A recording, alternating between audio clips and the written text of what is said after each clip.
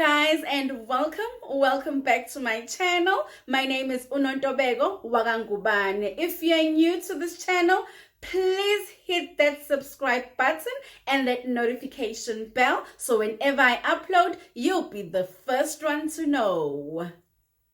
President Jacob Zuma was at Ewembezi Stadium for the memorial service of the 6 MK Party members who died in a taxi accident in Nkandla 2 weeks ago. He was accompanied by his son, Ududuzane Zuma, MK Party's top 8, including the national organizer, Floyd Shivambu, MK Party's head of presidency, Makasela Mzobe, members of the National Assembly, members of the provincial legislature, MK Party's youth league leaders, and MK Party members across the province.